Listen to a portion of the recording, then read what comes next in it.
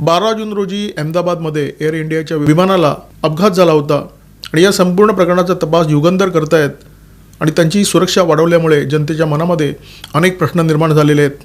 12 जून रोजी अहमदाबादवरून एअर इंडियाचं हे विमान लंडनच्या गॅटविकमध्ये जात होतं. AI 171 बोईंग जातीचं 787 ड्रीमलायनर असं हे विमान होतं. या विमानाने टेक ऑफ घेतला आणि काही वेळातच या विमानाला अपघात झाला.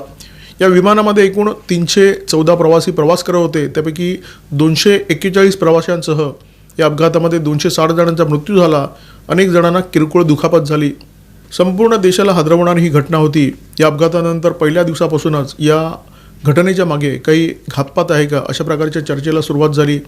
ही चर्चा होणं अत्यंत स्वाभाविक होतं, कारण कॅनडा आणि अमेरिकेतून कारवाया करणारा खलिस्तानी दहशतवादी गुरु पतवंत सिंग पन्नू याने वारंवार इशारा दिला होता की एअर इंडियाच्या विमानातून प्रवास करू नका, या विमानाला अपघात होऊ शकतो.